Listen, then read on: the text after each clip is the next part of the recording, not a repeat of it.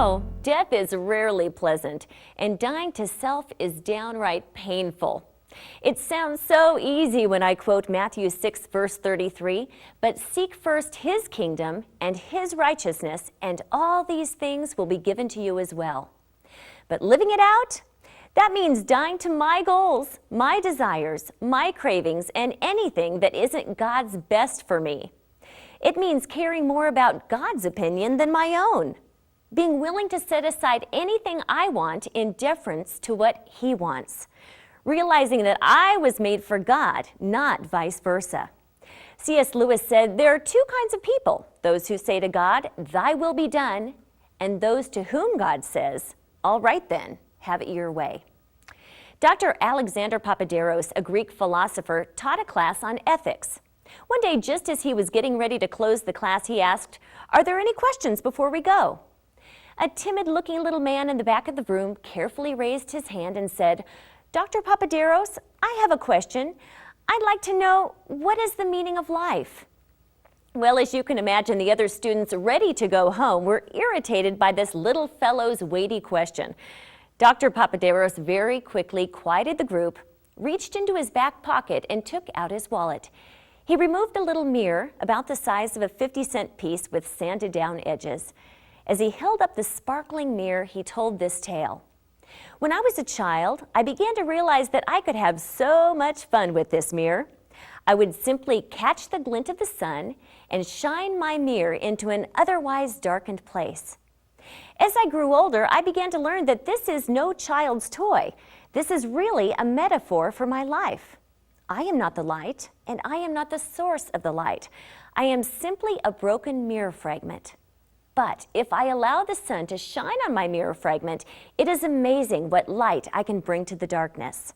Then he said, "Ladies and gentlemen, that is the meaning of life. Each of us is a mirror fragment. We are not the light. We are not the source of the light. We are simply a broken mirror fragment. But when we permit the light of the world to hit our mirror fragment and then bounce off into a darkened world, change occurs. There can be illumination." Now let's carry the analogy of the sun one step further. The earth revolves around it. Yet how often do I fall into the trap of thinking the earth and my life revolves around me? Carrie Malcolm served for 15 years as a missionary to the Philippines and grew up as a missionary kid in China. As a teenager, she was confined for a time during World War II in an internment camp, and there she discovered a deep truth that changed her life. In the camp, she was simply labeled number 16. She sought self-identity and comfort behind the walls of the electric fence that separated her from the outside world.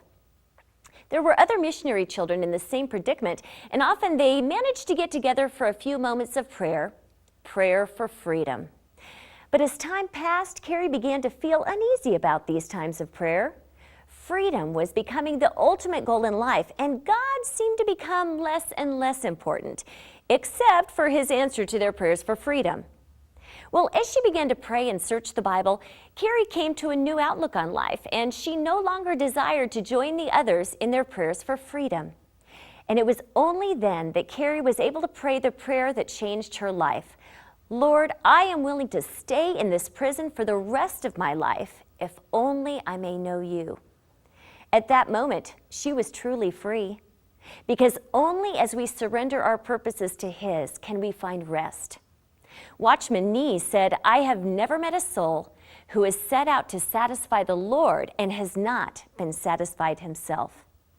An old mystic once said, "We have no ease of heart or soul, for we are seeking our rest in trivial things that cannot satisfy, and not seeking to know God, Almighty, all-wise, all-good. He is true rest. It is His will that we should know Him, and His pleasure that we should rest in Him.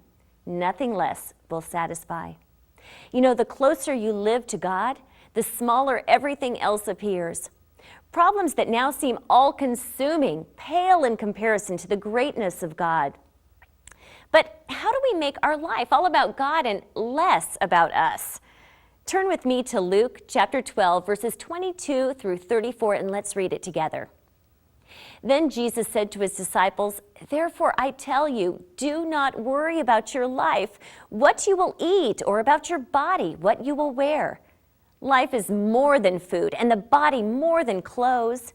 Consider the ravens. They do not sow or reap. They have no storeroom or barn, yet God feeds them. And how much more valuable you are than birds. Who of you by worrying can add a single hour to his life? Since you cannot do this very little thing, why do you worry about the rest? Consider how the lilies grow. They do not labor or spin, yet I tell you, not even Solomon in all his splendor was dressed like one of these. If that is how God clothes the grass of the field, which is here today and tomorrow is thrown into the fire, how much more will he clothe you, O you of little faith? And do not set your heart on what you will eat or drink. Do not worry about it, for the pagan world runs after all such things, and your Father knows that you need them. But seek his kingdom, and these things will be given to you as well. Do not be afraid, little flock, for your Father has been pleased to give you the kingdom. Sell your possessions and give to the poor. Provide purses for yourselves that will not wear out, a treasure in heaven that will not be exhausted, where no thief comes near and no moth destroys. For where your treasure is, there your heart will be also." Notice in verse 29, Jesus talks about what we set our hearts on.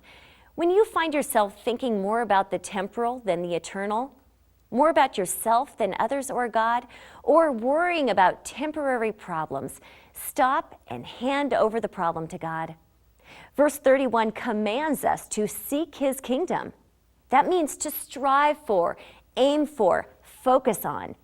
Realize that our world revolves around the sun. This week, I challenge you to start every day with a simple prayer of commitment. God, I give this day to you. Make of it what you want.